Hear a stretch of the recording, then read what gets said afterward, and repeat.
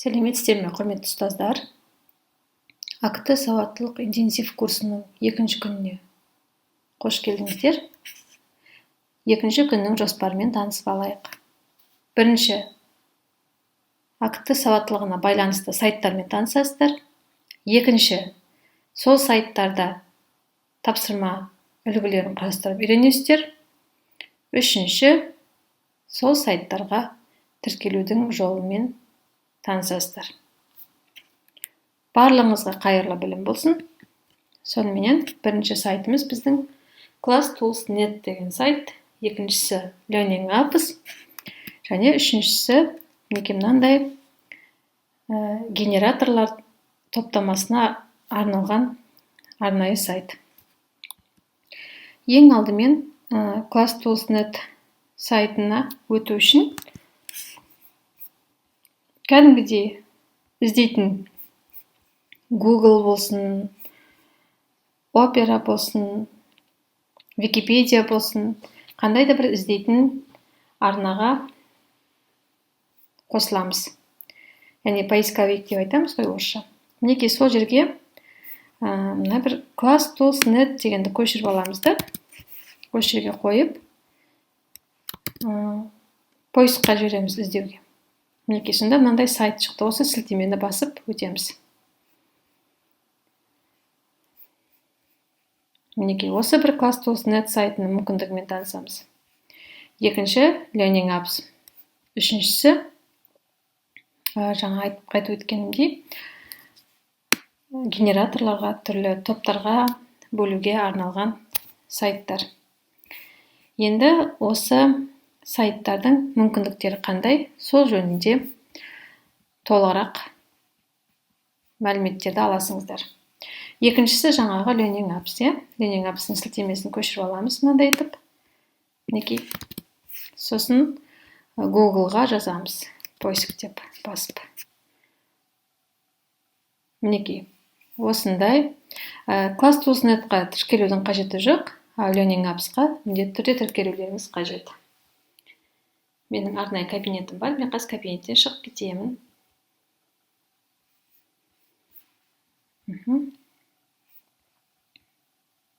Сіздер осы сайттың негізгі бетіне өткеннен кейін вход дегенді басасыздар. Сосын создать новый аккаунт деген бар. Сол жерге атыңызды жазасыз, email поштаңыздың адресін жазасыз, пароль қоясыз және сол парольді қайтып енгізесіз. Сосын сізге осындай бір не бар, қауіпсіздікті сақтайтын нөмірлер. Соны теріп, өзіңізге кабинет жасақтап аласыз. Кабинет жасақтап алғаннан кейін входты басып, неге мен поштамен арнайы тіркелдім ғой, мен кіре аламын автоматты түрде. Бүйтіп, мен өзімнің Learning Apps-ның сайтына жеке кабинетіме кірдім. Осы кабинетте менде тапсырма үлгілері құрастырылған. Сіздер де өйстіп Learning Apps сайтына тіркеліп алуларыңыз қажет және кабинет жасақтауыңыз керек өзіңізге. ClassTools.net сайтында арнайы ондай кабинет жоқ. Және үшіншісі генератор мүмкіндігі. Мінекей.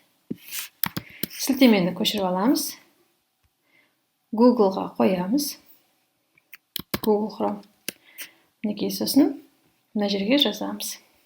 Арнайы топтарға, жұптарға бөлуге арналған генератор сайты десек болады. Сөйтіп, енді біздер осы үш сайт арқылы қандай тапсырмалар құрастыра аламыз. Сол жөнінде толық мәліметтермен таныс боласыздар. Мысалға алатын болсақ, мінекей осы жаңағы сілтеме арқылы өтіп, сіздер онлайн жұпқа, топқа бөле аласыздар. Сілтемені көшіріп аламыз. Бәрін дайындап қойдым жүйелеп. Сосын Google-ға осы сілтемені қоя қоясыздар. Шығу керек еді ғой. Қазір оны қоямыз.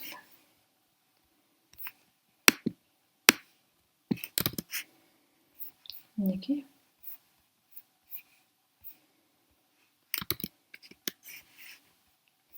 Сосын бұл жерге сіздер өзіңіздің А оқушы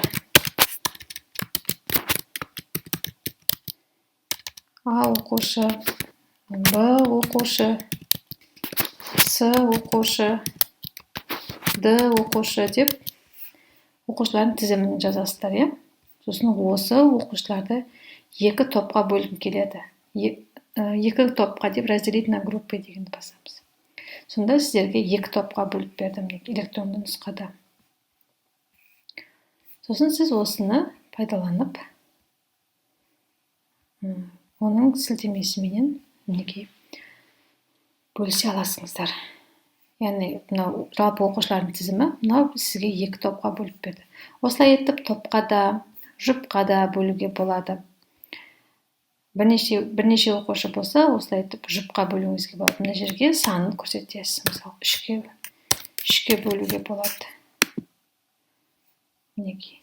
Осылай етіп өзіңіздің қажетіңізге сай пайдалана аласыз. Келесі. Енді Class.net сайты арқылы, мысалы, сіз кез келген бір үздік оқушыны анықтағыңыз келеді. Ол үшін осы сілтемені көшіріп алыңыз да Google-ға жаза қойыңыз. Мінекей. Сонда сізге рандом шығады. Осы рандомға редактировать имена дегенді басасыз да, мына жерге оқушының тізімін жазасыз. Мысалы, А оқушы, Б оқушы, С оқушы деп. Сосын сохранить этот список дегенді басасыз. Осының ішінен сіз кез келген бір оқушыны таңдап алғыңыз келеді. Ол үшін айналдырып жіберіңіз рандомды. Сосын мысалға үздік дегенде қандай да бір оқушының тапсырма сұрағыңыз келсе, осы Б оқушысын таңдап аласыз. Сосын оны сіз тізімнен шығарып тастай аласыз да, қайтып жалғастырасыз мысалға. Екі оқушының біреуін таңдауыңыз керек екен. Мысалға С оқушыны таңдаңыз. Мінекей. Осылай етіп онлайн рандомды пайдалансаңыздар болады. Одан кейін келесі осы сайтта, Class.net сайтында, осы сілтеменің үстіне басқан кезде сілтемені көшіріп аламыз.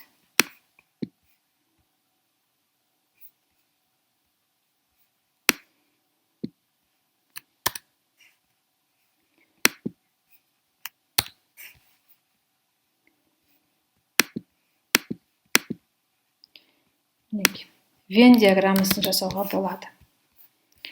Сілтемені көшіріп аламыз. Google-ға қоямыз да, іздеу жүйесін бастамыз. Сол кезде мінекей онлайн нұсқадағы вен диаграммасын жасауға болады. Бұл жерде мына жерде қатарын таңдауға болады. Екеуден көп етіп вен диаграммасын жасауға болады, немесе екі вен диаграммасын жасауға болады.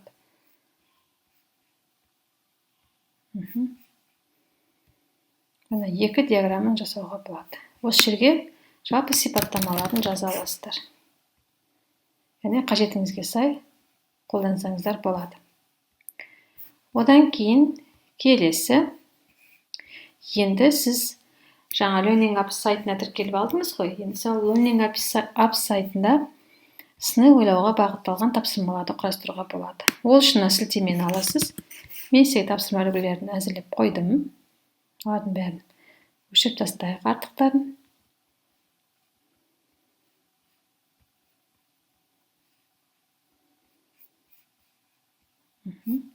Сілтемені көшіріп аласыз да, іздеу жүйесіне баса қоясыз. Мінекей қазақтың ұлттық тағамдары деген жаттығу шықты. Сіздер осыны создать подобные упражнения дегенді басып, өзіңіздің қалауыңызша сөздерді қойып өзгертіп, оқушылардың сыни ойлауын дамытуға арналған тапсырма құрастырсаңыздар болады.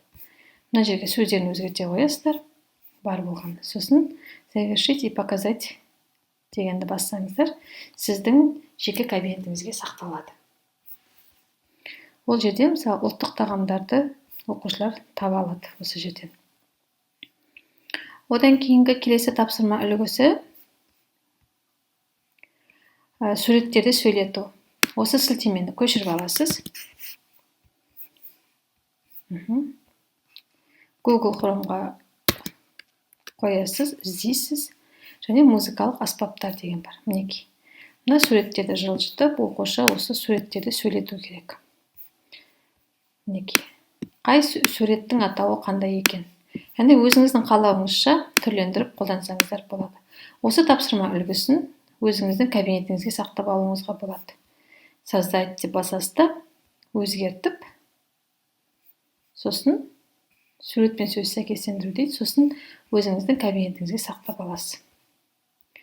Одан кейінгі келесі тапсырма үлгісі. Тапсырма үлгісі шын жалған тапсырмасы.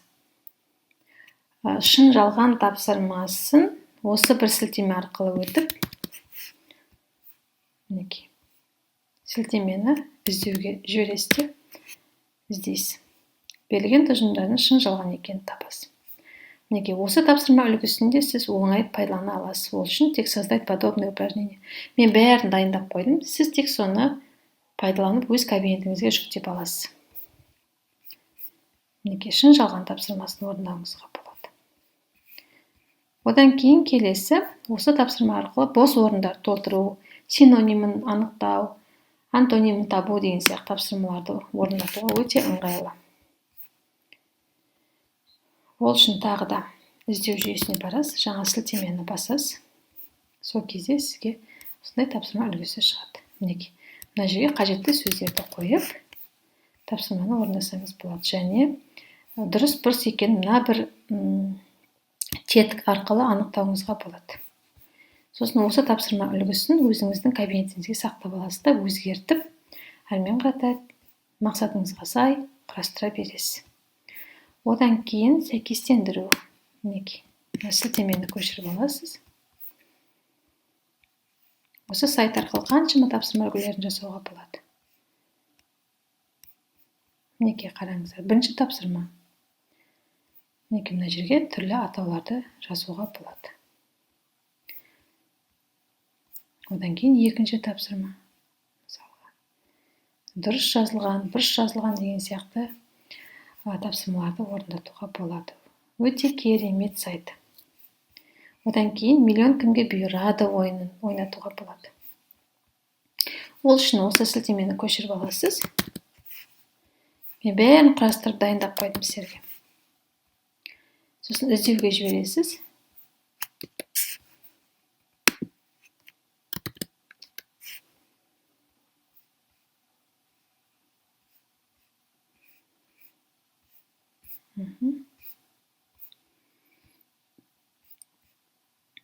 Завершить и показать дейді. Осы жерде сан есімді табыңыз дегенде келесі сұрақ. Сіз өзіңізге қажетті тапсырма үлгісін осы бір миллион кімге бұйырады ойыны арқылы жасап алсаңыз болады. Мінекей, зат есімді табыңыз, сан есімді табыңыз деген сияқты.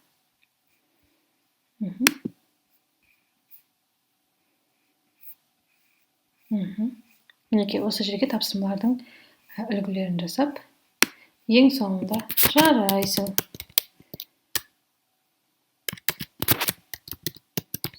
Жарайсың деп жазып, кері байланысқа. Сосын сақтап қоясыз. Сан есімді табыңыз дегенде, мысалға 30. Дұрыс. Келесі тапсырма қазір шығады. Жарайсың деп. Мінекей, осындай миллион кімге бұйырады ойынын құрастыруыңызға болады. Мінекей, ұстаздар, бүгін біздер екінші күнінде арнайы сайттармен таныстық, және сол сайттарда қандай тапсырма үлгілерін құрастыруға болады, сол жөніндегі мәліметтерменен қанық болдық. Курсқа қатысқандарыңызға көп-көп рахмет. Сіздер де осындай керемет тапсырма құрастырып, актінің мүмкіндігін пайдаланып, оқушылардың қызығушылығын арттырып, өзіңіздің кәсіби біліктіліктеріңізді одан әрі жетілдіре беріңіздер дегім келеді. Барлығыңызға сәттілік. Рахмет.